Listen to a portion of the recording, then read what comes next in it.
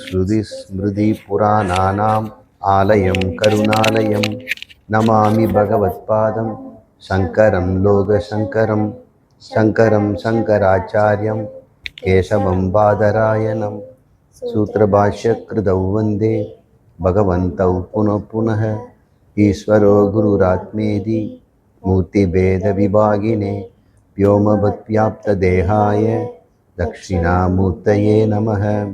सहनाववतु सहनौ भुनक्तु सह वीर्यं करवावहै तेजस्विना अधीतम् अस्तु मा विद्विषावहैः। ओम शांति शांति शांति। வணக்கம் சுவாமிஜி. வணக்கம்மா. ஆக்சிஜன் இல்லாமல் உயிரினங்களோட உயிர் வாழ முடியுமா? அப்படி முடியும்னா அது எப்படி உயிர் வாழுது? பொதுவாக உயிர் வழி ஆக்சிஜன் அப்படிங்கிறது உயிர்களுக்கு தேவை. ஆனால் உயிரினங்கள் எல்லாமே ஆக்சிஜன் நம்பி தான் வாழணுன்ற அவசியம் இல்லை. உலகம் தோன்றி முதல் உயிர்கள் வந்தபோது பூமியில் ஆக்சிஜன் ரொம்ப குறைவாக தான் இருக்குது. ஆக்சிஜனே இல்லைன்னு தான் சொல்லணும். ஆக்சிஜன் இல்லாத போது தான் உயிரினங்களே வந்தது. இப்போ இன்னமும் அந்த உயிரினங்கள் இப்போ நம்மக்கிட்ட ஆக்சிஜன் இல்லாமலே வாழக்கூடியது. அது பேர் அனரோபிக் மைக்ரோப்ஸ் அப்படின்னு பேர். நம்முடைய உடம்பே கூட ஆக்சிஜன் இல்லாமல் கொஞ்ச நேரம் உயிர் வாழ முடியும். மூச்சு விடாமல் நம்ம இருந்தாலும் கூட உடம்புல கொஞ்சம் உயிர் இருந்துக்கிட்டே இருக்கும். அதை வச்சு தான் நம்ம கிட்னியை டிரான்ஸ்பிளான்ட் பண்ணுறதுக்கெல்லாம் எடுத்துகிட்டு போகிறோம். அதுக்கு ஆக்சிஜன் தேவையில்லை. இப்போ இதயத்தை கூட ஒருத்தரில் உடம்புலேருந்து இன்னொருத்தர் எடுத்துகிட்டு போகிறோம். அப்போ எங்கே மூச்சு விடுறோமா என்ன? இல்லை. அந்த உறுப்பு அப்படியே உயிரோடு தானே இருக்குது. இப்போ அந்த உறுப்பு உயிரோடு இருக்குதுன்னா அதுக்கு வேண்டிய சக்தி அது கொடுக்குது. அந்த சமயத்தில் அது ஆக்சிஜன் நம்பி இல்லை. இப்போ ரெண்டுமே ஒரு உண்மையை சொல்கிறேன். பூமி தோன்றிய போது காற்றில் ஆக்சிஜன் கிடையாது. அந்த உயிரினங்கள் எல்லாமே ஆக்சிஜனுக்கு பதிலாக வேறு ஒன்றை பயன்படுத்திகிட்டு இருந்தது. முதல்ல ஆக்சிஜனுக்கு என்ன வேலை அது சொல்லுங்கள். உயிர் வாடுது, ஆக்சிஜன் என்ன பண்ணுது? ஆக்சிஜன் ஆக்சிடைசர்னு பேர், ஆக்சீகரணின்னு பேர். ஒரு பொருளை எரிக்கிறதுக்கு பயன்படுது. ஆக்சிஜன் எதுக்கு வேணும்? ஒரு பொருளை எரிக்கணும். எரிக்கணும்னா அது எலக்ட்ரானை சாப்பிடணும்னு அர்த்தம். ஆக்சிஜன் எலக்ட்ரான் ஒரு பொருளுக்கு தாகம் அதிகம். எந்த பொருள்கிட்ட இந்த எக்ஸ்ட்ரா பிடுங்கிடுச்சோ அந்த பொருள் உடைஞ்சிடும். அப்போ சக்தி வரும். இப்போ தீபம் எரியுது, ஆக்சிஜன் இருக்கிறதுனால எண்ணெயில் ஆக்சிஜன் பட்டு வெப்பத்தினால எண்ணெய் மூலக்கூறுகள் உடைந்து வெளிச்சமும் ஹீட்டும் வருது. இப்போ ஆக்சிஜன் என்ன பண்ணுதாங்க? ஆக்சிடைஸ் பண்ணுதுன்றோம். கொஞ்சம் சிக்கலான இது, அது நம்ம விட்டுடுவோம், வேற எங்கேயோ போயிடுவோம். ஆக்சிஜனுடைய வேலை என்ன? எலக்ட்ரானை அபகரித்தல், அவ்வளோதான்.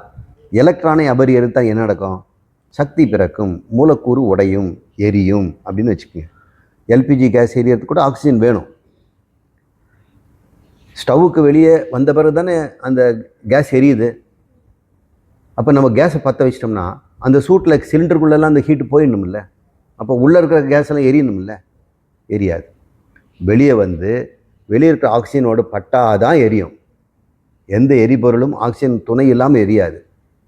ஏன்னா எரி வைக்கிறதே ஆக்சிஜன் தான். சரி, ஆக்சிஜனுக்கு பதிலாக சல்ஃபர்னு ஒரு பொருள் இருக்குது. அந்த பொருளும் ஓரளவுக்கு ஆக்சிஜன் மாதிரி எலக்ட்ரானை குடிக்கிற ஒரு பசி உடைய ஒரு பொருள்.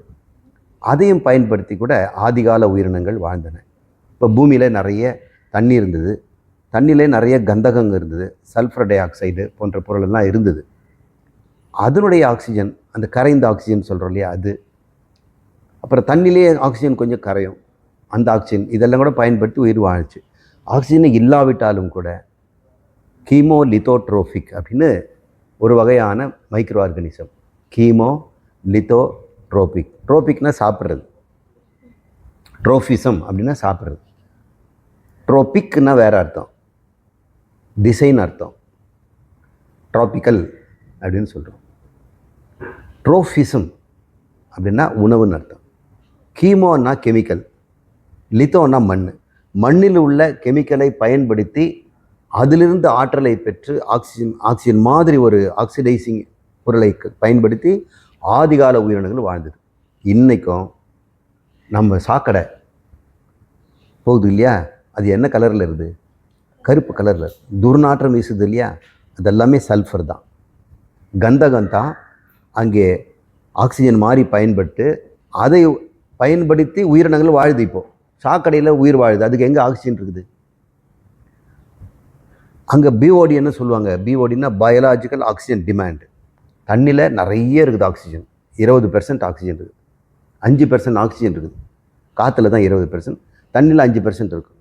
சாக்கடை தண்ணியில் ஆக்சிஜன் இருக்குமா? இருக்காது. ஆக்சிஜன் அதுக்கு தேவை. அதனால் அது பேர் டிமாண்டுங்கிறாங்க. டிமாண்டுன்னா பத்தலைன்னு. இது வந்து பிஓடி, பயாலாஜிக்கல் ஆக்சிஜன் டிமாண்டு. இப்போ சாக்கடையில் எவ்வளோனாக்கா 5000 பிஓடி இருக்குமா, சுத்த தண்ணியில் 0. அப்போ 5000 அளவுக்கு மடங்கு ஆக்சிஜன் அதில் கம்மியாக இருக்கிறதுனால பிஓடின்னு சொல்கிறாங்க. இப்போ நம்ம சுத்திகரிப்பு ஆலைகளிலெல்லாம் வருதுன்னா பிஓடி கணக்கு போட்டு தான் இதை வந்து தண்ணியில் விடலாமா, சுத்தம் பண்ணிட்டாங்களா, சுத்திகரிப்பு நடந்துதான்னு சொல்கிறோம். இந்த ஆக்சிஜன் டிமாண்டு சுத்தமாக 5000க்கு மேலே இருக்கிற இடத்துல எப்படி உயிர் வாழ்ந்தது பார்த்தீங்கன்னா, அங்கே தான் நிறைய வளருது கிருமிகள் எல்லாம். சாக்கடையில் தானே கிருமிகளாக இருக்குது. எந்த பொருளும் கெட்டு அழுகிறது அங்கே தானே. சரி, நம்மளுடைய செப்டிக் டேங்க்கில் அங்கே இருக்கிற இந்த மலமெல்லாம் எப்படி அது வந்து டைஜஸ்ட் ஆகுது? எல்லாமே அனரோபிக் பாக்டீரியா தான், காற்றில்லாத இடத்தில் வழிகின்ற பாக்டீரியாக்கள். அதுங்கெல்லாம் இந்த கீமோ லித்தோட்ராஃபிக்ன்ற மாதிரி அப்படி வாழுதுங்க. இப்படி தான் பூமி முதல்ல உயிரினத்தை உண்டு பண்ணிச்சு. அதனால் ஆக்சிஜன் தான் கட்டாயம் உயிருக்கு தேவைன்னு நினச்சக்கூடாது. ஆக்சிஜன் இல்லாமலும் கூட வாழ்கிறோம். நம்ம உடம்புல கூட புறையோடி போன புண்ணெல்லாம் இருக்குன்னு சொல்லுவாங்க இல்லையா, அது வந்து அனரோபிக் பாக்டீரியா. ஏரோபிக் பாக்டீரியா இருந்ததுன்னா மருந்து போட்டு சரி பண்ணிடலாம். அனரோபிக் பாக்டீரியாவை நாம் என்ன பண்ணணும்? ஆக்சிஜன் தான் கொடுக்கணும், செத்துடும். அனரோபிக் பாக்டீரியாவுக்கு ஆக்சிஜன் வந்து பெரிய பாய்சன். இப்போ ஆரம்ப காலத்தில் இந்த பூமியில் அனரோபிக் பாக்டீரியா, இந்த உயிர் வழி இல்லாத இடத்துல வாழ்கின்ற உயிரினங்கள், அந்த கிருமியெல்லாம் வாழ்ந்துட்டு இருக்கும்போது ஒரு கிருமி அதில் வந்து மோசமாயிடுச்சு, ஆக்சிஜனை உற்பத்தி பண்ணுறது ஆயிடுச்சு, ஃபோட்டோசிந்தட்டிக். அது பேர் ப்ளூ கிரீன்னு சொல்கிறோம், சைனோ பாக்டீரியா. நாங்கள் முதல்ல படிக்கும்போது ப்ளூ கிரீன் ஆல்கே அப்படின்னு படிப்போம். அது ஒரு பாசின்னு நினச்சிட்டு இருந்தோம். பின்னாடி தான் நான் படிக்கும்போது, எம்எஸ்சி படிக்கும்போது, அது பாசி இல்லை, அது பாக்டீரியான்னாங்க. இது என்னடா இப்படி ஆயிடுச்சேன்னு. அதுக்கப்புறம் அதை வந்து நாங்கள் சயனோ பாக்டீரியாங்கிற, சயனோன்னா ப்ளூ கிரீன், சயான் அப்படின்ற கலர் அந்த பாக்டீரியா. அது முதல்ல பூமியில் தோன்றிய உடனே தண்ணியை உடைச்சி ஆக்சிஜன் உண்டாக்கி காற்று முழுக்க குபு குபுன்னு ஆக்சிஜன் உண்டாயிடுச்சு. அப்போ அங்கே இருந்த எனரோபிக் பாக்டீரியா என்ன சொன்னோம்? இவங்கெல்லாம் பொல்யூஷன் பண்ணுறாங்க, ஆக்சிஜனை உற்பத்தி பண்ணி நமக்கு சுவாசம் பண்ண முடியாதுன்னு சொல்லி ஆக்சிஜன் உண்டாகின பாக்டீரியா இந்த சைனோ பாக்டீரியாவில் போர் தொடுக்கும், கோஷம் கூட ஓடும், பில் போர்டெலாம் போட்டுக்கிட்டு ஒழிக ஒழிக சைனோ பாக்டீரியா ஒழிகன்னு. ஏன்னா அவன் பொல்யூஷன் பண்ணுறானா. ஒரு உயிரினத்துக்கு இன்னொரு பொருள் பொல்யூஷன் தான் தெரியும். ஆனால் இன்றைக்கி ஆக்சிஜன் தான் நமக்கு வந்து தேவை, carbon di oxide sulphur di oxide நமக்கு வந்து பொல்யூஷனுங்கிறோம். ரிலேட்டிவ் தான். இந்த தர்ம அதர்மங்கள்லாம் மக்கள் தன்னை முன்னிலைத்து வச்சு பேசுகிறாங்க. இந்த பூமியில் பொல்யூஷன்றதெல்லாம் டே உனக்கு தான் பொல்யூஷன், உயிரினங்களுக்கு அது பொல்யூஷனே கிடையாது. எந்த மரமாவது கோச்சிக்கிச்சா? எந்த கடலாவது பனி உருகுதேன்னு கஷ்டப்பட்டுதா? இன்றைக்கி வந்து குளோபல் வார்மிங்கில் பூமியே அழிஞ்சிடும். எங்கே பூமி அழியும்? நீ தான் அழிவே. சுயநலமான மனிதர்கள் தனக்காக தான் எல்லாத்தையும் உலகத்தை பேசுகிறாங்க. உலகத்தில் பொல்யூஷனும் கிடையாது, அது சுத்தம் பண்ண வேண்டிய அவசியம் இல்லை. உலகம் எப்போ உயிரோடு தான் இருக்கும். நீ ஒழிஞ்சு போயிடுவேன், மற்ற உயிரினங்கள் அதுக்கு வாழ ஆரம்பிச்சிடும். அவங்களுக்கு புது உயிரினத்துக்கு அந்த உலகம் புத்தம்புது உலகமாக இருக்கலாம். ஆனால் இதுக்கு எவ்வளோ ரிச்சாக இருக்குது. இன்றைக்கி நீங்கள் பிளாஸ்டிக்குன்னு சொல்கிறீங்க, நாளைக்கு ஒரு புது உயிரினத்துக்கு அது ஒரு உணவாகிடலாம். அன்றைக்கி போகும்போது மகாராஜன் என்றைக்கோ ஒருத்தர் சாப்பாடு போட்டு வச்சான், இன்றைக்கி நாங்கள் வளரோன்னு சொல்லுவோம். இன்றைக்கி நம்ம மக்களே நினைக்கிறோம், உண்மையிலே ஒரு நாள் இந்த பூமியில் பிளாஸ்டிக்கை சாப்பிட்ற மைக்ரோனியம் தானாக உண்டாகும். இதுதான் எவல்யூஷன். பூமி எப்படும் உயிரோட தான் இருக்கும். சொல்லுங்கள். ஆமாம், பாத்ரூமில் நீங்கள் வழிக்கு விழுந்தீங்கன்னா அவங்க தான். பச்சை கலரில் பாசி பிடிக்குதுன்னு சொல்கிறல்ல, அவங்க தான் வழ குழ குழன்னு இருப்பாங்க, சளி மாதிரி இருப்பாங்க. சாக்கடையிலையோ மற்ற இடத்துலையோ அப்புறம் குட்டைகளெல்லாம் ஓரத்தில் அப்படியே சளி மாதிரி தூக்கலாம். இவங்கெல்லாம் சைனோ பாக்டீரியா தான். அவங்க இன்னமும் கூட பூமியில் அதிகமான அளவுக்கு ஆக்சிஜனை பம்ப் பண்ணுறவங்க அவங்க தான். நாம் சொல்கிற மழைக்காடுகள்னு. மழைக்காடுகள் வந்து ஒரு 20% 30% ஆக்சிஜன் தான் கொடுக்குது. 80% ஆக்சிஜனை கடலில் இருக்கக்கூடிய பாசி இனங்கள் தான் உண்டு பண்ணுது. மழைக்காடுகள்லாம் குறைஞ்சாக்கா ஆக்சிஜன் குறைஞ்சு நினச்சிக்காதீங்க. உண்மையிலேயே மைக்ரோ ஆர்கானிசம் தான் நமக்கு ஆக்சிஜன் தருது. இதெல்லாம் பயாலஜியில் இது தெரியாத உண்மைகள். பொது விஷயத்தில் நியூஸ் பேப்பரில் சொல்கிறவங்களுக்கெல்லாம் இந்த உண்மை தெரியாது. நீங்கள் புரிஞ்சுக்குங்க. பூமி குறித்து யாரும் கவலைப்படாதீங்க, உங்களை பார்த்து கவலைப்படுங்க. குருஜி வணக்கம். இப்போ தண்ணீரில் சில வந்து கரையுது, சிலது கரைய மாட்டேங்குது. இப்போ எண்ணெய் வந்து தண்ணியில் கரைய மாட்டேங்குது, அதில் உப்புலாம் கரையுது, பால் வந்து கலந்துக்குது, சிலது கரையுது, ஒரு பொருளில் கரையுது, கரையாமல் இருக்குது. அதுக்கு காரணம் என்னங்க சாமி? ஏன் கரையாமல் இருக்கிறதுக்கு காரணம் என்ன? கரைகிறதுக்கு என்ன காரணம் என்ன சாமி? கரைகின்ற பொருளுக்கு சொல்யூட் அப்படின்னு பேர். கரைகிற பொருளுக்கு சொல்யூட். அது சர்க்கரையோ உப்போ எதுவாக இருந்தாலும் நீங்கள் கரைக்க விரும்புகிற பொருளுக்கு சொல்யூட். அதை கரைக்கிறதுக்கு ஒரு பொருள் யூஸ் பண்ண அது சால்வெண்ட்டுன்னு பேர். அப்போ சால்வெண்ட்டுக்கும் சொல்யூட்டுக்கும் ஒரு ரிலேஷன் இருக்கணும். சால்வெண்ட் ஒரு வேளை ஹைட்ரோஃபோபிக்னு வச்சுங்க, தண்ணீரை விளக்கக்கூடியது. ஒவ்வொரு சால்வெண்ட்டுக்கும் நெகட்டிவ் சார்ஜ் பாசிட்டிவ் சார்ஜ் இருக்கணும். அது பேர் பைவேலண்ட்டுன்னு சொல்கிறோம். 2 வேலன்ஸையும் இருக்குது. அது நெகட்டிவிட்டியாக இருக்கும், பாசிட்டிவிட்டியாக இருக்கும். இப்போ தண்ணி எடுத்துக்குவோம். தண்ணி வந்து அதனுடைய மூலக்கூறு H2O, ஹைட்ரஜன் 2, ஆக்சிஜன் 1. இந்த தண்ணி மூலக்கூறு H2O உண்டான உடனே இந்த ஆக்சிஜனுக்கு வந்து ஒரு நெகட்டிவ் சார்ஜ் வந்துடும். இந்த 2 ஹைட்ரஜன் இருக்காங்க இல்லையா, அவங்களுக்கு பாசிட்டிவ் சார்ஜ் வந்துடும். எப்படி பாசிட்டிவ் சார்ஜ் வந்தது? நியூட்ரல் தானே. ஒவ்வொரு ஆட்டமும் நியூட்ரலாக தானே இருக்கணும். இங்கே கூட்டு சேரும் பொழுது இந்த குண்டாக இருக்கக்கூடிய ஆக்சிஜன் ஒல்லியாக குட்டி குட்டியாக இருக்கக்கூடிய ஹைட்ரஜன் கிட்ட எலக்ட்ரானை பிடிக்குது. அவர்கிட்ட இருக்கிறது ஒரே ஒரு எலக்ட்ரான் தான் இல்லை, ஹைட்ரஜனுக்கு ஒரு எலக்ட்ரான் தான் இருக்குது. அந்த ஒரு எலக்ட்ரானை ஆக்சிஜன் பிடிக்குது. அப்போது ஆக்சிஜன் கிட்டேருந்து ஒரு எலக்ட்ரான் அதுக்கும் போகணும். ஆனால் போகிறதில்ல, ஷேர் பண்ணிக்கிறது இல்லை. ஒரு குண்டாக இருக்கிறதுனால எந்நேரமும் எலக்ட்ரான். இப்போ எலக்ட்ரான் ஆகும் 2 ஹைட்ரஜன் 1 ஆக்சிஜன். இதை சேர்த்து பொதுவாக தான் எலக்ட்ரான் இப்போ போகும். ஏற்கனவே ஆக்சிஜன்கிட்ட 8 இருக்குது, 6 இருக்குது. அதில் 2 உள்ளே இருக்கிற ஷெல்லுக்கு போயிடுச்சு, மேலே 6 இருக்குது. 2 வேணும் இன்னும் அவுட்டர் ஷெல்லுக்கு. கொஞ்சம் கெமிஸ்ட்ரி படிச்சுங்க, இதெல்லாம் புரிய நினைக்கிறேன். இன்னர் ஷெல்லில் 2 எலக்ட்ரான், அவுட்டர் ஷெல்லில் இப்போ 6 தான் இருக்குது. ஆனால் சேச்சுரேட் ஆகிறது எத்தனை வேணும்? 8 வேணும். இந்த 2 எங்கே போகணும்? 2 ஹைட்ரஜன் கிட்ட இருந்து ஆளுக்கு 1 பிடிங்கிடும். ஹைட்ரஜனுக்கு தொலைஞ்சிடுச்சு, அதுக்கு எலக்ட்ரான் இருந்து 1 தான், அது இது பிடிங்கிச்சு. ஆனால் ஒட்டிக்கிட்டு இருந்தோம்னா இந்த ஆக்சிஜனுடைய எலக்ட்ரான் அதுக்கும் கிடைக்கும். இப்போ எலக்ட்ரான் வந்து பொதுவாகி போச்சு. இப்போ 8 எலக்ட்ரானும் இந்த 3 பேருக்கும் பொது. ஆனால் அந்த எலக்ட்ரான்கள் எங்கே சுத்தம் அதிகமாக நினைக்கிறீங்க? ஆக்சிஜன் கிட்ட தான் நிறைய குவிஞ்சிருக்கும். அதனால் ஆக்சிஜன் நெகட்டிவ் ஆகிடுச்சு. எப்போவுமே எலக்ட்ரான் டெஃபிசிட்டாக இருக்கக்கூடிய 2 புரோட்டானா அந்த ஹைட்ரஜனுக்கும் பாசிட்டிவ் சார்ஜ் வந்துடும்ல. அதனால் தண்ணி வந்து பைவேலண்ட்டு, பைபோலார் அப்படின்னு சொல்கிறோம். 2 போலாரிட்டி இருக்குது. இப்போ தண்ணி வந்து எலக்ட்ரான் இருக்கிற பொருளையும் உறிஞ்சு கரையும், புரோட்டான் இருக்கக்கூடிய பொருளையும் கரைக்கும், பாசிட்டிவ் சார்ஜ் இருக்கிறதையும் கரைக்கும். அதனால் யூனிவர்சல் சால்வெண்ட் அப்படின்னு சொல்கிறோம். உலகத்தில் கடவுள் கொடுத்த வரன் வான் சிறப்புன்னு வள்ளுவர் முதல் அதிகாரம் வான் சிறப்பு தான் கொடுக்குறாரு. தண்ணியை தான் சொல்கிறார். மனிதா, உன் உயிரே தண்ணியில் தான் இருக்குது. நம்ம உடம்பு 80% வாட்டர் மெலானில் எவ்வளோ வாட்டரு? 10 kilo watermelon. தர்பூசணியில் 9 கிலோ தண்ணி. 9.5 கிலோன்னு சொல்லலாம். சாலிடுன்னு எடுத்துகிட்டு அது சால்ட் எவ்வளோன்னு பார்த்து சாம்பல்னு பார்த்தோம்னா 1 ஸ்பூன் கூட இருக்காது. ஆனால் அவ்வளோ பெருசு இருக்குது. அவ்வளோ தண்ணி. நம்ம உடம்பு அவ்வளோ தான், தண்ணி தான். இப்போ தண்ணி தான் யூனிவர்சல் சால்வெண்ட். அதுக்கு நெகட்டிவிட்டியும் இருக்குது, பாசிட்டிவிட்டி இருக்குது. பைபோலார் அப்படின்னு சொல்கிறோம். ஆயிலுக்கு அப்படி கிடையாது. ஆயிலுக்கு அது நியூட்ரல். அவர் எப்படி தண்ணியில் கரைவார்? பாசிட்டிவோ நெகட்டிவோ இருந்தால் தான் முடியும். அது மாதிரி ஃபுல்லி சேச்சுரேட்டடாக இருந்ததுன்னா முடியாது. கொஞ்சம் அன்சேச்சுரேட்டடாக இருந்தால் கொஞ்சம் கரையிறதுக்கு இருக்கும்.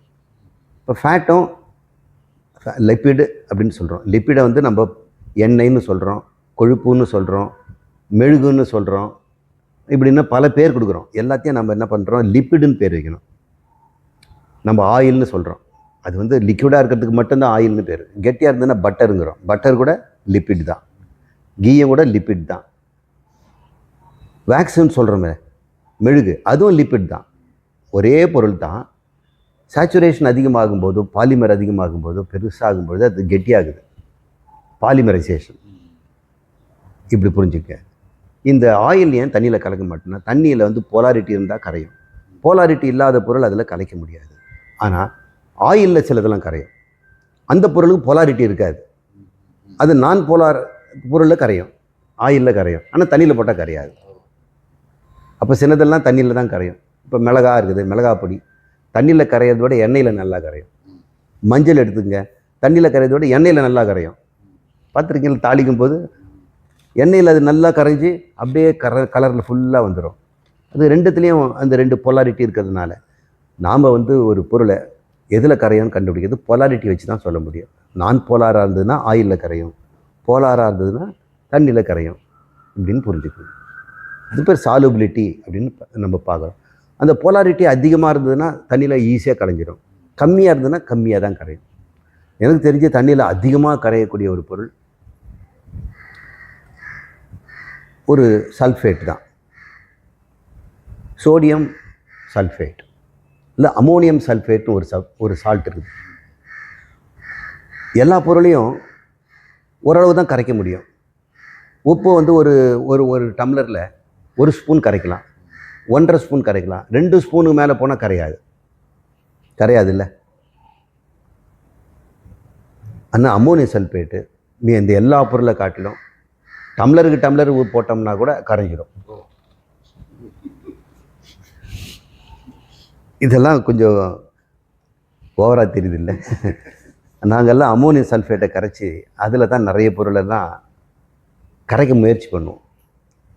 சரி, அது வேறு டாபிக், விட்டுடுவோம். அமோனியம் சல்ஃபேட்டு மற்ற எல்லா உப்பை காட்டிலும் அதிகமான அளவுக்கு தண்ணியில் கரையக்கூடியது. அப்புறம் தண்ணீரை உரியக்கூடிய தன்மை இருக்கிறதுனால டெசிகேட்டரில் கூட யூஸ் பண்ணுவோம். கால்சியம் ஹைட்ராக்சைடு, அமோனியம் சல்ஃபேட்டு இதெல்லாம் டெசிகேட்டரில் போடுவோம். டெசிகேட்னா உலர்த்திகள். நம்ம சில பொருள்லாம் உலர்த்திக்கு ஒரு கண்ணாடி ஜாடி போடுவோம்ல, டெசிகேட்டர் அப்படின்னு. கெமிஸ்ட்ரிலாம் முதல்ல 6ஆம் கிளாஸ் 7ஆம் கிளாஸ் இதான் வரைஞ்சி காட்ட சொல்லுவாங்க. வேறு கேள்வி கேளுங்க. கரைக்க முடியாத கரைக்க முடியுமா சார்? எண்ணெயில் தண்ணியை கரைக்கிறதுக்கு வாய்ப்பு இருக்கா? அப்போது தண்ணியில் வந்து ஒரு நான் போலார் கண்டிஷனை கொண்டு வரணும். அப்போ என்ன பண்ணணும்? தண்ணியும் எண்ணெயும் முதல்ல வந்து கொலாய்டாக பண்ணணும். ஒரு கொலாய்டு சொல்யூஷனை பண்ணிட்டோம்னா இப்போ கரைக்கும். சில சமயம் தண்ணியில் கரையாத பொருள் கூட இருக்கும், அது கொஞ்சம் தண்ணியை வந்து அமிலத்தன்மையை கொடுத்துட்டோம்னா கரைஞ்சிடும். இப்போ ஒரு ட்ராப்பு 6 என்னது 0.6 நார்மல் அல்லது 0.1 normal HCl hydrochloric acid 0.1 normal, ஒரு நார்மலில் 0.1 நார்மல் ஒரே ஒரு ட்ராப்பு தண்ணியில் போட்டோம்னா நிறைய பொருள் கரையும். இன்னும் கொஞ்சம் நம்ம எலக்ட்ரான் ரிச்சு கொடுக்குறோம். அப்படி சிலதெல்லாம் அப்படி கரைக்க முடியும். ஒரு முறை இது நடந்தது. என்னோட கூட இருந்த ஒரு ப்ரொஃபஸர், இப்போ நான் வந்து ரிசர்ச் ஸ்காலர், சின்ன பையன். அவர் வந்து காலேஜ் ப்ரொஃபஸர், ஏற்கனவே கல்யாணம் ஆகி ப்ரொஃபஸர். ஆனால் PhD பண்ணுறதுக்கு வந்தார். என்னோடய உதவியில் அவர், எங்கள் கைடுக்கு நான் ஸ்டூடெண்ட்டு, அவர் எனக்கு ஸ்டூடெண்ட்டு மாதிரி. ஸ்டூடெண்ட்டு கிடையாது, கைடு தான். நம்ம சீனியர் இல்லையா, அதனால் அவங்களுக்கு. அப்போ அவர் சொன்னார், இது எப்படி இந்த இண்டோலஸ்டிக் ஆசிட் தண்ணியில் கரைக்கணும், 10 parts per million பண்ணணுங்கிறாரு. ஆனால் 1 லிட்டரில் 10 மில்லிகிராம் கரைக்கணும். எப்படி 10 மில்லிகிராம் எடை போடுறதுன்னு? சார் 10 மில்லிகிராம் எடைலாம் போட முடியாது. நீங்கள் 1 லிட்டருக்கு பண்ணுறது பதிலாக 10 ml பண்ணுங்கள். 10 ml நீங்கள் போடும்போது நீங்கள் என்ன பண்ணுறீங்க, 1 கிராம் போட்டுக்குங்க, கரைக்கிறது ஈஸி. அப்புறம் அதை டைலூட் பண்ணிக்கங்க ஸ்டெப் பை ஸ்டெப்பாக அப்படின்னு சொன்னேன். அப்படி பண்ணோம்னா 1 லிட்டரில் 10 மில்லிகிராம் வர வரைக்கும் நீத்தரலாம். சரி, இந்த டெக்னிக்கை புரிஞ்சுக்கிட்டேன். அப்படி போட்டாலும் தண்ணியில் கரைய மாட்டேங்குது அப்படின்னு அவர் ஃபோன் பண்ணுறாரு. நான் வேற ஒரு இடத்துல இருக்கிறேன். அப்போ இந்த ரிங் பண்ணுற ஃபோன். அப்போ அந்த ஃபோனில் அவர் ஒரு டிபார்ட்மெண்ட் இன்னொரு டிபார்ட்மெண்ட் பண்ணுறாரு. அந்த ட்ராப் அந்த ஃப்ளாஸ்கில் ஒரு ட்ராப்பு 0.1 nml இது பொட்டா HCl ஹைட்ரோக்ளோரிக் ஆசிட் விட்டுங்க அப்படின்னு விட்டோன்னா தப்புன்னு கரைஞ்சிருச்சு. என்னையா மேஜிக் பண்ணுறீங்க அப்படின்னு. பிரின்சிபல் நம்ம தெரிஞ்சிட்டோம்னா இங்கே எல்லாம் மேஜிக் மாதிரி தான் மற்றவங்களுக்கு தெரியும். பிரின்சிபல் தெரியவனுக்கு அது ஒரு சாதாரண விஷயந்தான். மற்றவங்களுக்கு அது வந்து மிஸ்டிசிசம் மாதிரியும் மந்திரஜாலம் மாதிரியும் இந்த உலகத்தில் காட்டுறது எல்லாமே பிரின்சிபல் தெரிஞ்சவன் தான். மிதக்க வைக்கிறது, எரிய வைக்கிறது, மறைய வைக்கிறதெல்லாம் பிரின்சிபல் தெரிஞ்சால் போதும். மிரர் பிரின்சிபல், டிஸ்டார்ஷன் பிரின்சிபல், இதெல்லாம் தெரிஞ்சவங்க தான் மேஜிக் பண்ணிகிட்டு இருக்கிறாங்க. Pure science. சரி, செடிங்களுக்கெல்லாம் சன்லைட் வளர்றதுக்கு தேவைன்னு படிச்சிருக்கேங்க சாமி.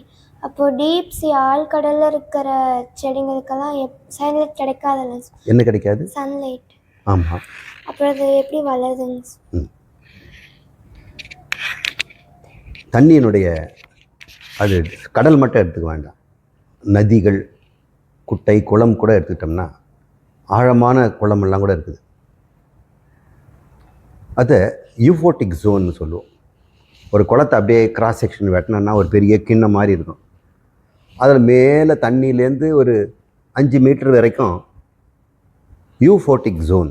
யூஃபோட்டிக்னா லைட்டு போகக்கூடிய இடம்னு அர்த்தம், வேறு ஒன்றும் இல்லை.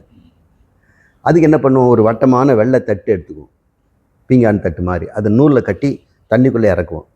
இறக்கும்போது தட்டு தெரிஞ்சுக்கிட்டே இருக்கும். ஒரு இடத்துல போன உடனே தட்டு தெரியாது, அப்போனா அந்த இடத்துல லைட்டு இல்லைன்னு அர்த்தம். அப்போ நாங்கள் அளந்து பார்த்துக்குவோம். இந்த அது வந்து ஒரு 5 மீட்டர் இருக்கலாம், 6 மீட்டர் இருக்கலாம், சிலதெல்லாம் 1 மீட்டர்லேயே கூட மறைஞ்சிடும். அதுக்கு உள்ளே எவ்வளோ கரைஞ்சிருக்குதுன்ற பொருள், லைட்டை மறைக்கிற பொருள் இருக்கும். இப்போ ஒரு தண்ணியில் வந்து லைட் எவ்வளோ தூரம் பாயும் அப்படின்னு மீட்டர் கணக்கில் பார்க்குறதுக்கு இந்த மெஷர்மெண்ட்டை நம்ம பண்ணுறோம். சரிங்க, வேறு சிம்பிள் மெத்தட் இது இருக்குது, எனக்கு தெரிஞ்ச சிம்பிள் இதை விட நான் யூஸ் பண்ணது. மற்றவங்கெல்லாம் வேறு மாதிரி ஒரு ஃபோட்டோ டயோடு இருக்கும், அதை உள்ளே தொங்க விட்டுட்டு கூட மெஷர் பண்ணுவாங்க. இப்போ மாடர்ன் டெக்னிக். சரி, அந்த இடத்துல உயிரினங்கள் வாழுது. இப்போ ஃபார் எக்ஸாம்பிள், மிக ஆழமான ட்ரென்ச்சுன்னு சொல்கிறாங்க. ஆழ்கடலில் ட்ரென்ச்சுன்னு ஒரு இடம் இருக்குது. அதுக்கு என்ன பேர் கொடுத்துருக்குறாங்க. 2 ட்ரென்ச்சில் ஒன்று தான் 10 கிலோமீட்டருங்க, மரியானா ட்ரென்ச். அது 10 கிலோமீட்டர் ஆழங்க. இப்போ நம்முடைய சின்டெக் டேங்க்ஸோட உயரம் 5 அடி. அதில் இருக்கிற தண்ணி எவ்வளோ அழுத்தம் கொடுக்கும்? சரி, ஒரு சின்டெக்ஸ் டேங்கை தலையில் தூக்கிட்டு வர முடியுமா? குழாயிடுவோம். நான் சொல்கிற சின்டெக்ஸை 10 கிலோமீட்டர். அப்போ அதனுடைய வெயிட் எப்படி இருக்கும்? அப்போ ஹைட்ரோஸ்டாட்டிக் ப்ரெஷர்னு சொல்கிறோம்ல, தண்ணியினோட அழுத்தம். அங்கே யானையே போட்டோம்னா மெல்ல இந்த டின் இருக்குது இல்லை, குடிக்கிறதுக்கு சோடாலாம் குடிக்கிறேன், அந்த டின் மாதிரி நசுக்கிடும், குழாயிடும். அந்த ப்ரெஷரில் உயிர்கள் வாழுது. பாக்டீரியா இருக்குது, அர்க்கி பாக்டீரியான்னு பேர். அதாவது பூமி தோன்றிய போது ஒரு உயிரினம் வந்தது, அந்த பாக்டீரியா இன்னும் இருக்குது, அது பேர் அர்க்கி பாக்டீரியான்னு.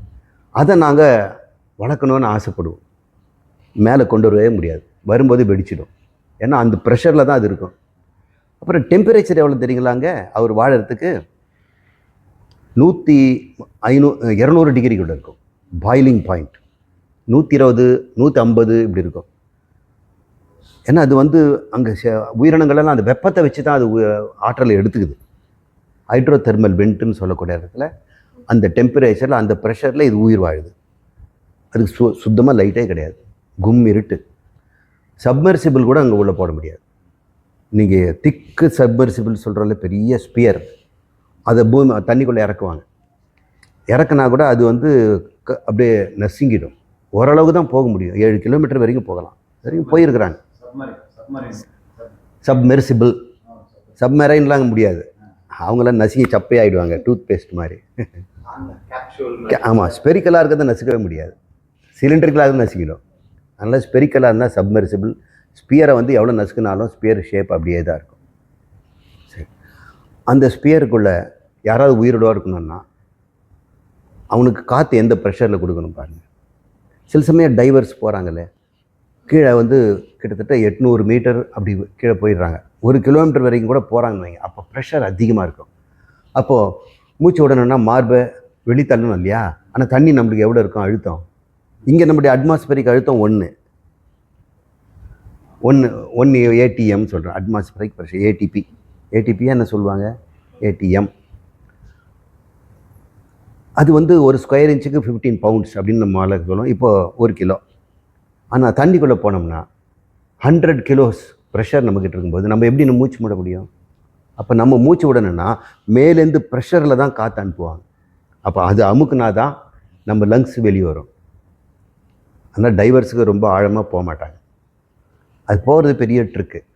ஆனால் அப்படி போகும்பொழுது அந்த அழுத்தத்தில் நம்ம சுவாசிக்கும் பொழுது காற்றுல எப்போவுமே பியூர் ஆக்சிஜன் கொடுக்க மாட்டாங்க. இயற்கையான காற்று தான் அனுப்புவாங்க. அதில் நைட்ரஜன் இருக்கும் 70%. அந்த நைட்ரஜன் ரத்தத்தில் கரைய ஆரம்பிச்சிடும் ப்ரெஷரில். அப்போ மேலே வர வர வர என்ன ஆகும், இந்த நைட்ரஜன் பபுள் ஆகிடும். வெளியே வரும்போது பபுள் ஆகிடும் இல்லையா, ப்ரெஷர் கம்மியாயிடுச்சு இல்லை. அப்போ பிளட்டு ஃபுல்லாக பபுள்ஸ் ஃபார்ம் ஆகிடும். ஒரு பபுள் உள்ள விட்டோம்னா நமக்கு இன்ஜெக்ஷனில் அந்த சமயத்தில் அவனுக்கு ஒரு மயக்கம் வரும், செத்துடுவான். அது பேர் பென்ட் அப்படின்னு பேர், BENT.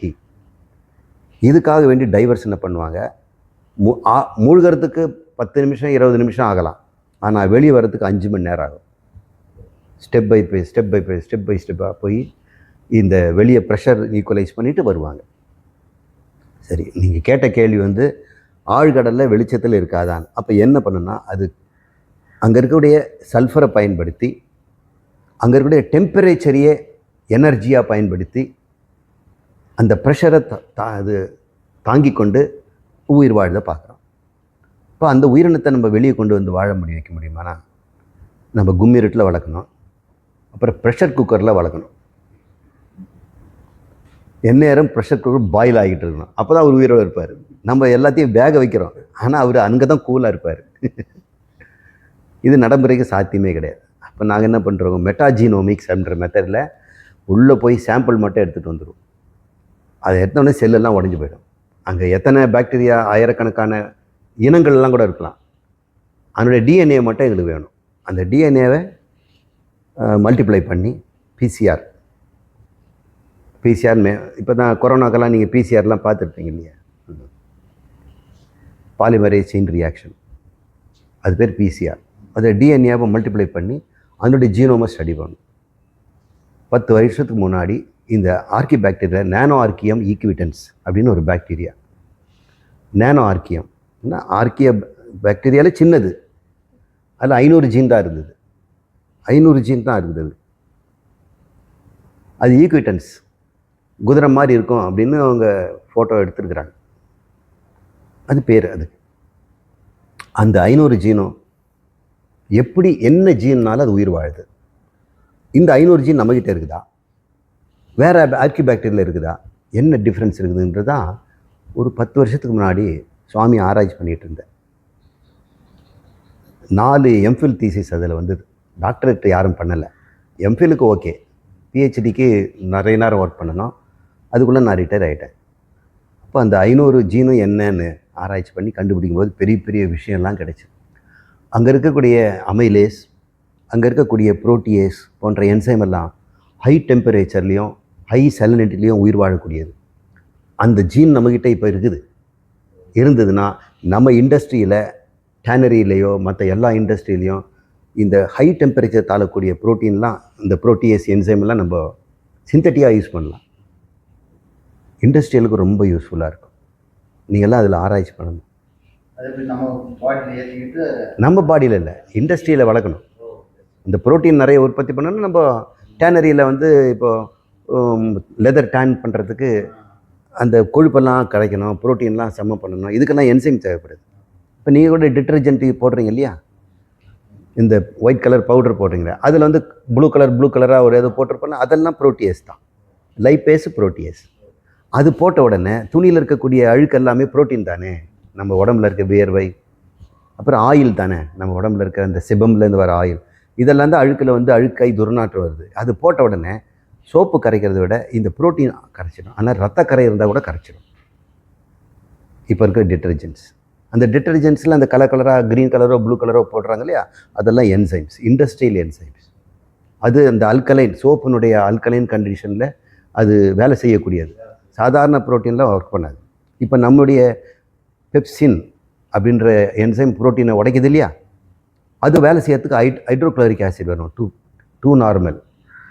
அப்போ வயிறில் என்ன pH இருக்கும், 2 pH இருக்கும். 2 நார்மல் HCl அங்கே இருக்கும், அமிலம். அதனால தான் வாந்தி எடுக்கும்போது புளிக்குது. இது அமிலத்தில் வேலை செய்யும். இப்போ இது வந்து காரத்தில் வேலை செய்யும். எது, சோப்பில் போடுறது. நான் சொல்கிறது காரம் அமிலம் எல்லாத்தையும் தாண்டி 120 டிகிரிலையும் அது வந்து வேலை செய்யக்கூடியது. எல்லாத்தையும் வேக வச்சிடும், கரைச்சிடும். அப்படி சரி. இப்போ சுவாமி, ஜீவன் தோன்றியது அனாதைன்னு நம்ம சிம்பிளாக சொல்லிடுறோம். எப்போ நமக்கே அந்த கொஸ்டின், நான் எப்போ முதல்ல தோன்றினேன் அப்படின்ற ஒரு கொஸ்டின் இருக்குது. இது வந்து வேதாந்தம்லாம் அனாதி அப்படின்னு சிம்பிளாக சொல்லிடுறாங்க. அது வந்து நம்மளால் ஜீர்ணிக்க முடியாத ஒரு பதிலாக இருக்குது.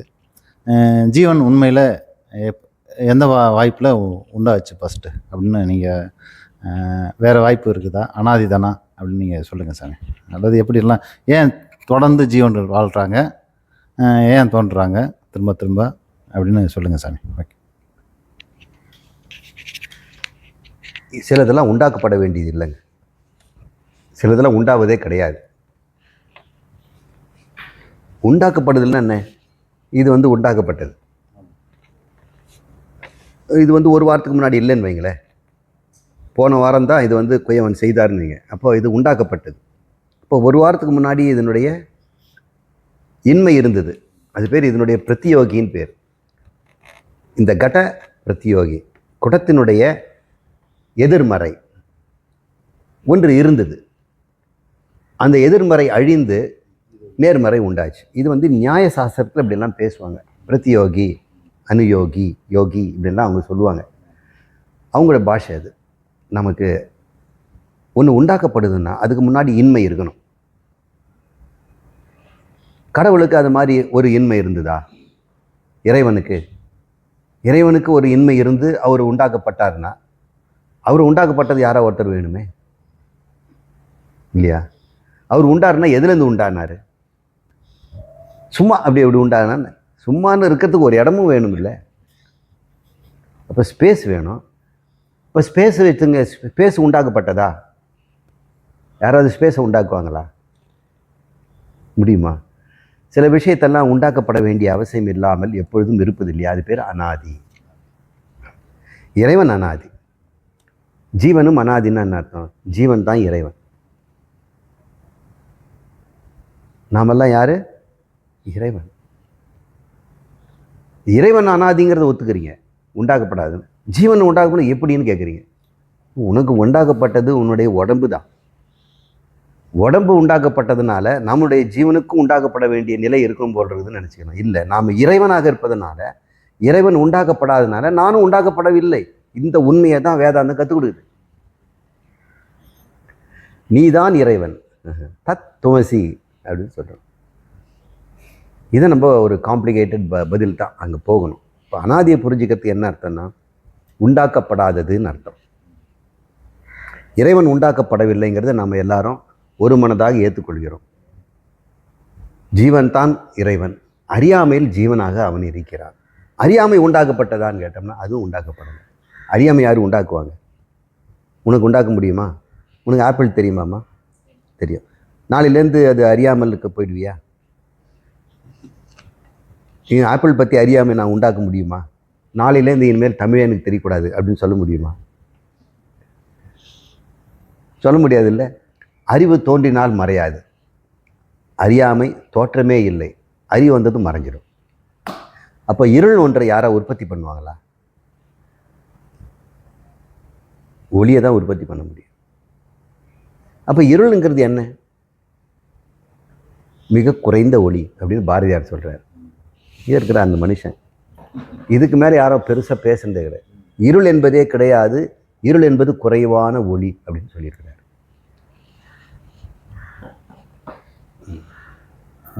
குருஜி, ஹேமலதா பெங்களூர்லேருந்து கேட்டிருக்காங்க சாமி. கோவிலுக்கு போக முடியலைன்னாக்கா இறைவனை ஒரு ரூபமாக நினைக்கும் போது ரொம்ப எமோஷனல் ஆகிறோம். இந்த எமோஷனலில் வந்து நம்ம இறைவனை நினைக்கிறப்பெல்லாம் ரொம்ப எமோஷனலாக ஆகிட்டே இருக்கிறோம். எப்போ நினச்சாலும் இந்த எமோஷனலில் நான் எப்படி கட்டுப்படுத்துறது அப்படின்னு அவங்க கேட்குறாங்க. அத்வைதம் பேசணும்னாம இது இப்படி இந்த எமோஷனல் ஆகுறது சரியா? அபிஷேக ஆராதனையை விட்டு வெளியில் வர முடியல, தினமும் பண்ணித்தான் ஆக வேண்டிய, பண்ணாமல் இருக்க முடியல. அபிஷேகம், ஆராதனை, அப்புறம் வந்து அந்த எமோஷனல் ஆகுறது இறைவனை நினச்சி. ஒரு பக்கம் பார்த்தா நம்ம தான் இறைவன் அப்படின்ற மாதிரி ஒரு வேதாந்தத்தில் நம்ம அந்த மாதிரி சொல்கிறோம். இருந்தாலும் நம்ம அந்த அந்த இறைவன் பற்றி எமோஷனலில் தினமும் கட்டுப்படுத்த முடியாமல் தினமும் அந்த பக்தியில் ஊறி போகிற மாதிரி ஒரு சூழ்நிலை இருக்குது. அது எப்படி நான் என்ன பண்ணணும்? அப்படியே இருக்கட்டுமா? இல்லை வந்து அதுலேருந்து அதுக்கு அட்வைஸ் பண்ணுங்கன்னு சொல்லி ஹேமலதா பெங்களூர்லேருந்து கேட்டிருக்காங்க சாமி. நன்றி.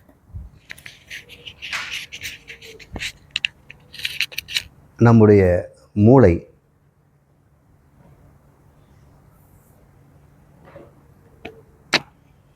இன்னைக்கு கூட சொல்லிட்டு இருந்தேன், 2 ஹெமிஸ்பியர்ன்றோம். 2ஆக பிரிச்சிடலாம். வகிடு எடுத்துருக்கிறோம் இல்லையா, இந்த பக்கம் இந்த பக்கம், ரைட் அண்ட் லெஃப்ட். நாம் அறிவை கூட நம்ம வியஷ்டியாகவும் சமஷ்டியாகவும் புரிஞ்சுக்கலாம்.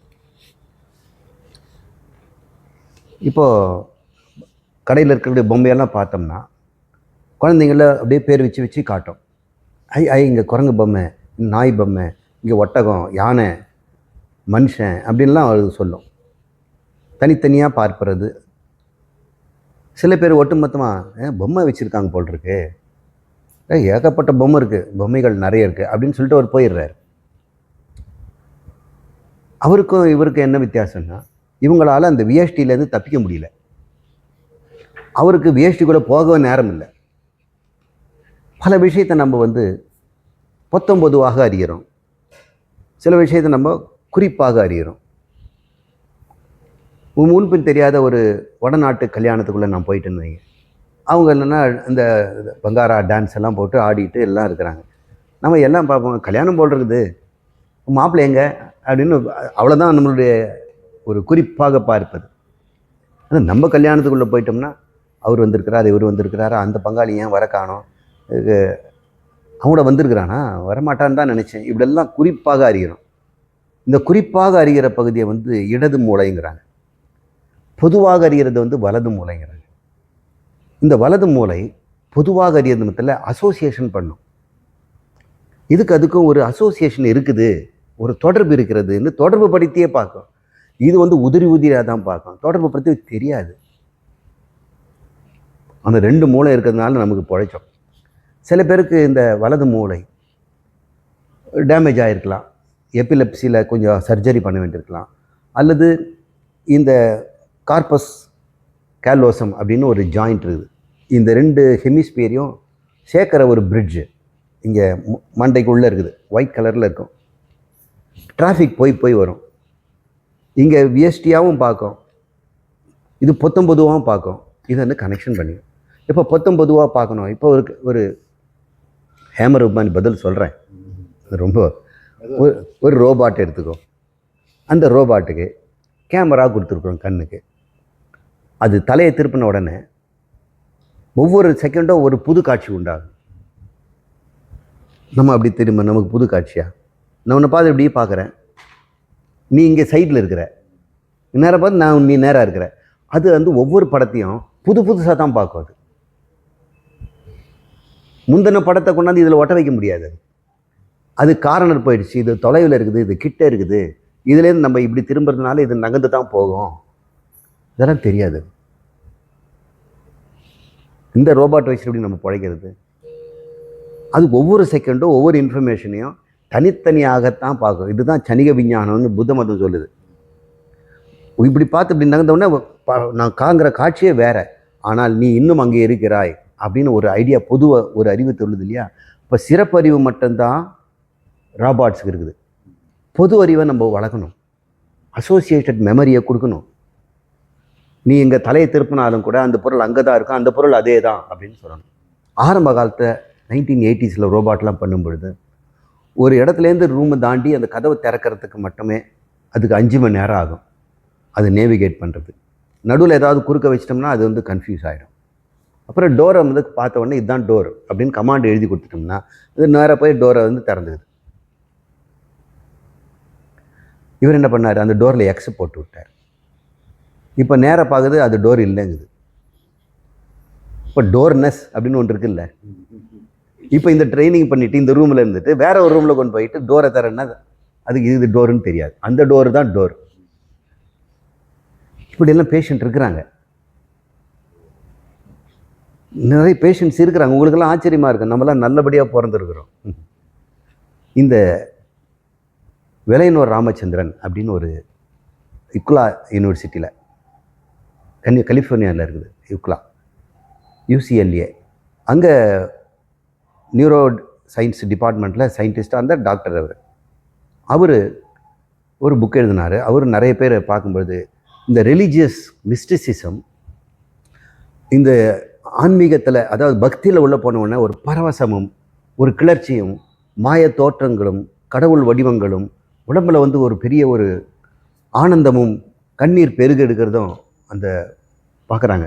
அது கிறிஸ்டியன்ஸில் கூட சில சிஸ்டர்ஸ் எல்லாம் அப்படி பார்த்த உடனே அவங்க வந்து மெய்மருந்து அழுதுருவாங்க, கர்த்தரே அப்படின்னு கதறுவாங்க. முருகரை பார்த்து அழுகிறவங்க இருக்கிறாங்க, கண்ணனையும் சிவனையும் பார்த்து. ஏன்னா மாணிக்கவாசர் பாடுறாரு, அப்படி இந்த மெய்வாய் கேட்டலுமே அவங்க வந்து விம்மி விம்மி அழுகிறார்கள், தரையில் புரள்கிறார்கள், கை கூப்பி தொழுகிறார்கள் அப்படின்னு சொல்கிறார். சென்னியில் அஞ்சனி கூப்பினர் ஒரு பால் அப்படின்னு அந்த பாட்டு. அழுகையர் துவள்கையர் அப்படின்னு அந்த நமசிவாய ஓ அரஹர நம பார்வதி பதையே அப்படின்னு சொன்ன உடனேயே அவங்க மெய் சிலிருக்கிறாங்களே அப்படின்னு அதுக்கு அவர் சொல்கிறார் லெஃப்ட் டெம்போரல் எபிலெப்சி அப்படிங்கிறார். எபிலெப்சின்னா காக்கா வலிப்பு. காக்கா வலிப்பு வந்து எப்பவுமே உடம்புல தான் இருக்கணும்னு அவசியம் இல்லை. ஒரு சூறாவளி, மின் சூறாவளி ஏற்படும். இந்த இடது டெம்போரல்ங்கிறது வந்து இந்த கதுப்பு, இந்த தலையை வந்து கதுப்பாக ஃப்ரான்டல், பெரைட்டல், ஆக்சிபிட்டல், டெம்போரல் அப்படின்னு மூளையை பிரிப்போம். அந்த டெம்போரல் காதோரம் இருக்கின்ற ஒரு பகுதியில் அவங்களுக்கு அது உண்டாகும் பொழுது மிஸ்டிக் ஃபீலிங்ஸ் எல்லாம் உண்டாகும். தியானத்தில் இருக்கவங்களுக்கும் இடைவிடாது இந்த பக்தியில் இருக்கிறவங்களுக்கும் அது பிறவிலேயே அவங்களுக்கு இந்த ஒரு அதுக்கு என்ன சொல்லுவாங்க, அது ஒன்று ஒரு நாட்டம் இருக்கும். அதை வந்து இவங்க எபிலெப்சின்ற கேட்டகரியில் போடுறாங்கனால அது தப்பாக எடுத்துக்காதீங்க. இது உண்மை, இது நடக்கும். ஆனால் இது வேணுமா வேண்டாமா? அத்வைதத்தில் இருக்கனே இறைவன் நான் ஏன் விடணும்? நீ அத்வைதத்தில் உனக்கு என்ன கிடைக்க போகுது? ஆனந்தமும் பரவசமும் ஒரு நிறைவு தானே. இது உனக்கு கொடுக்குதுன்னா ஏன் வேண்டாம்னு சொல்லணும்? பூஜை செய்வதனாலும் அபிஷேகம் ஆராதனை செய்வதனாலும் கிடைக்கின்ற ஒரு பெருமையான நிலை, பரவச நிலை, தன்னை மறந்த நிலை, அகங்காரம் அழிந்த நிலை. வேதாந்தத்தில் அறிவுபூர்வமாக அதை அடைகிறோம். இங்கு உணர்வுபூர்வமாக அகங்காரத்தை இழந்து நான் என்றும் கடவுள் என்றும் பிரிவென்றும் இல்லாமல் இருக்கக்கூடிய தாயும் சேயும் கலந்தது போல, பாலும் நீரும் கலந்தது போல, பாலும் தேனும் கலந்தது போல அவங்க கலக்கும்போது கிடைக்கின்ற ஒரு பிரிவாற்றாமையில் தான் துன்பம் வருது. எங்கே பார்த்தாலும் ஜெயிலில் இருக்கவங்களெல்லாம் பிரிவு தானே துயர். அப்போ இணைவு தானே, புணர்வு தானே நமக்கு சந்தோஷம். அந்த உணர்வோட புணர்வது நம்ம வேண்டானே சொல்லக்கூடாது. அவங்க நீடுழி வாழட்டும், இது அனுபவிக்கட்டும். சாமி வணக்கம். சில பக்தி பாடல்களை குறிப்பாக சீர்காழி கோவிந்தராஜன் அந்த மாதிரி, வீரமணி அந்த மாதிரி பாடுறவங்க பக்தி பாடல் கேட்கும்போது மனம் ஒரு வித உணர்வில் லேசாக மாறுகிறது. இதை உள்ளம் உருகுவதாக உள்ளது. அதாவது உள்ளம் உருகுவது என்கிறோம். உண்மையில் உள்ளம் உருகுவது என்பது என்ன? நமக்கு ஏன் அப்படி உள்ளம் உருகுவது போல் கண்ணீர் வருவது போல் தோன்றுகிறது? சாத்துராஜ், திருவள்ளூர். இதுதான் லயம் அப்படின்னு தமிழில் சொல்கிறோம். சமஸ்கிருதத்தில் லயம், தமிழ்லேயும் லயம் தான். இங்கிலீஷில் இது ஹார்மோனி அப்படின்னு சொல்கிறாங்க. ஹார்மோனி. அப்போது ஹார்மோனி அப்படிங்கிற ஒன்று மியூசிக் கச்சேரி நடத்துகிறவங்கெல்லாம் வச்சுருப்பாங்க. வாயில் ஊதுவாங்க, சா பா சான். அது எப்பவுமே அது ஸ்டாண்டர்டு, அது மாறாது. இப்போ வீணையோ அல்லது தம்புராவோ அது இழுத்து கட்டின கம்பி தளர்ந்துடும். 2 நாள் அப்படியே நீங்கள் யூஸ் பண்ணாமல் இருந்தால் அந்த கம்பி தளர்ந்துடும். அப்போ மறுபடியும் டைட் பண்ணணும். டைட் பண்ணும்பொழுது கரெக்டாக ஸ்ருதி வரணும் இல்லையா, சா பா சா. அதுக்காக வேண்டி ஸ்டாண்டர்டாக ஒரு ஹார்மோனி வச்சுருப்பாங்க. அதில் ஊதுனோம்னா அந்த சவுண்ட் என்றைக்கும் மாறாது. அது வட அமெரிக்கா, தென் அமெரிக்கா எங்கே ஊதுனாலும் அதே தான். குளிர்காலம் வெயில் காலம் அது வரும். அது பேர் ஹார்மோனிக்கா அப்படின்னு பேர். வயலில் வச்சு ஊதுவீங்களே அதுதான். அது வந்து டியூனிங்காக வச்சுருப்பாங்க. அதை வச்சு செட் பண்ணிக்குவாங்க. இப்போ தான் எலக்ட்ரானிக்கில் நமக்கு வந்து வருது இல்லை ஒரு பெட்டி, அதில் வச்சோன்னா சாப்பாசா அது பண்ணிகிட்டே இருக்கும். அதை வச்சுட்டு எல்லாரும் ஹார்மோனைஸ் பண்ணிக்குவாங்க, லயம் பண்ணிக்குவாங்க.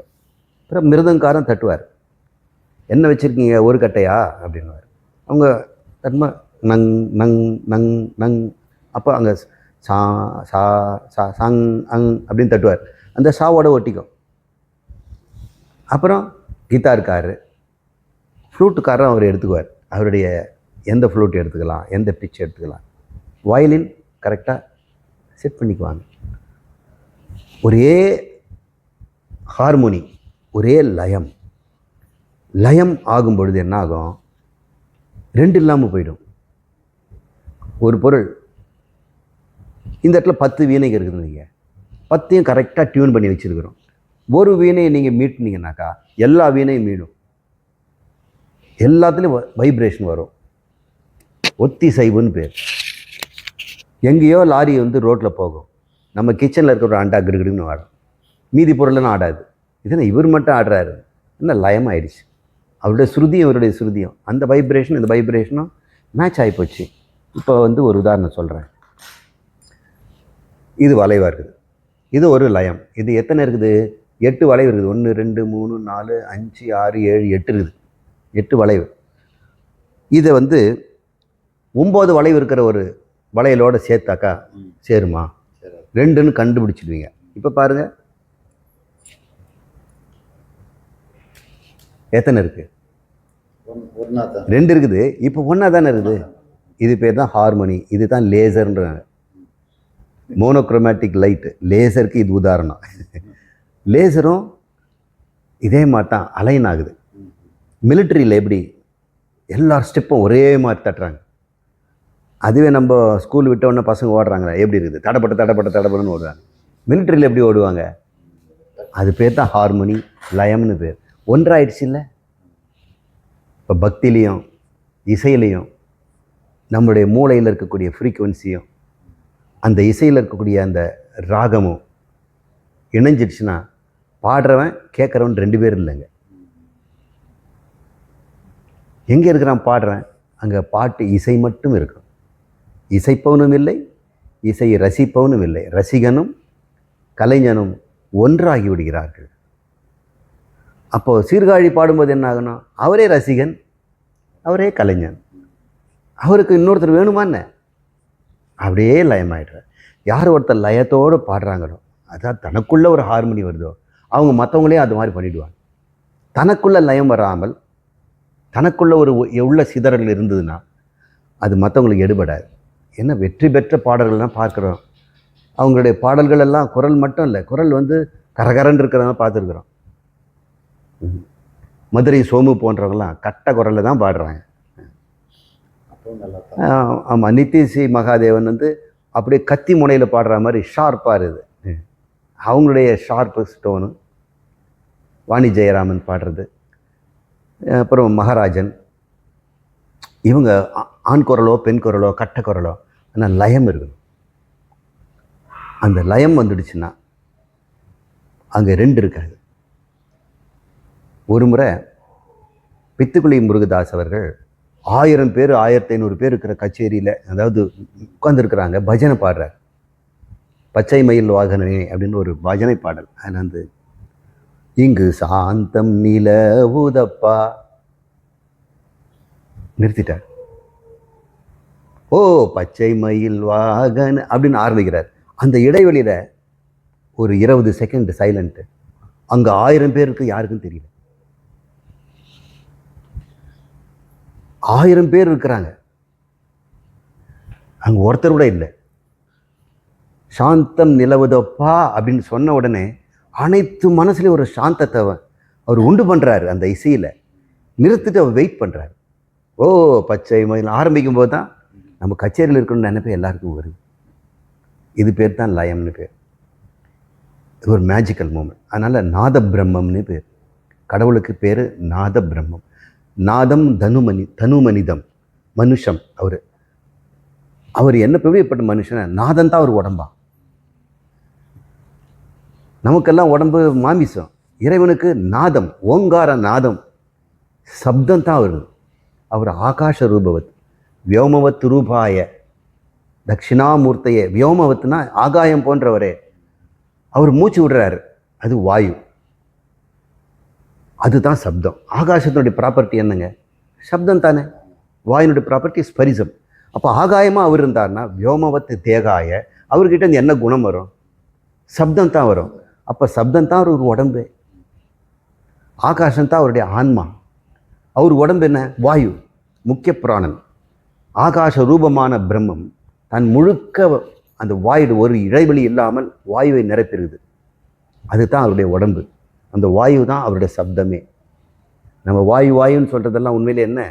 ஆகாஷுடைய சப்தம், அவருடைய குணம் அப்படின்னு புரிஞ்சுக்கணும். இதுதான் முக்கிய பிராணன்றான். அவர் தான் பிரஜாபதி, அவர் தான் முதல் தோன்றியவர். அதனால் அதுதான் அவருக்கு உடம்பாக இல்லை. நாதம் தனு, நாதம் தான் அவருக்கு உடம்பு. அதனால் எல்லாரும் சொல்கிறாங்க இறைவனை அடைவதற்கு வேதாந்தம் கூட வேண்டாம், நாதத்திலே அடைஞ்சிடலாம் அப்படின்னு சொல்கிறாங்க. ராமர் மேலேயே பாடிக்கிட்டு இருந்தாருங்க. இப்போ கூட வைபவம் நடத்துகிறாங்க தஞ்சாவூரில். என்னங்க அவர் பேர்? தியாகராஜர். அவர் பேர் என்ன? தியாக பிரம்மம்னு பேர். இந்த தியாகராஜர் ராமரை இசையிலே பாடி மோட்சம் அடைஞ்சிட்டார். ராமரோட கலந்துட்டார் அவர். ஞானம், ஞானம் தான் நம்ம நினச்சிட்டு இருக்கிறோம். தத்துவமசி ஞானத்தில் இல்லை, நாதத்தாலும் கலக்க முடியும்னு நிறைய பேர் காட்டியிருக்கிறாங்க. அப்போ நம்ம பாட்டில் போனோம்னா அந்த மாதிரி உள்ளால் பாட முடியுமா? ராமனை கூப்பிட்டு ராமனை வந்து உட்கார முடியுமா? ராமனை அழைக்க முடியுமா? முடியும். அந்த நிலையை வந்து இவங்கெல்லாம் அடைஞ்சிருக்காங்கன்னா ரொம்ப பெருமையாக இருக்குது. இசை கேட்டே இறைவனோட கலக்கிறாங்க. அவங்க நம்ம கொடுத்து வச்சவங்க. இசையை ரசிக்க முடியாதவங்கள நான் பரிதாபப்படுறேன். அவங்க மனசை லயம் அடைகிறதில்ல. அவங்களுக்கு மோட்சம் கூட ரொம்ப டிலே தான் ஆகும். சாபம் கொடுக்கல. ஞானத்தில் நீங்கள் கலங்க, உணர்வில் கலந்து விடுங்கள்.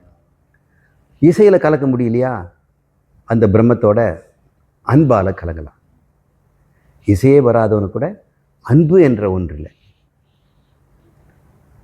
அன்பு என்ற நெய் ஊற்றி அந்த ஜோதியை ஏற்றி வைப்பார். இந்த உடம்பு தகழி அப்படின்லாம் ஆழ்வார்கள் பாடியிருக்கிறாங்க. சரி, இன்றைக்கி நிறைய பேசிட்டோம், பூர்த்தி செய்துக்கலாம். ஓம் பூர்ணமத பூர்ணமிதம் பூர்ணாத் பூர்ணமுதச்யதே பூர்ணஸ்ய பூர்ணம் ஆதாய பூர்ணம் ஏவாவசிஷ்யதே. ஓம் சாந்தி சாந்தி சாந்தி. ஹரி ஓம். ஸ்ரீ குருப்யோ நம. ஹரி ஓம்.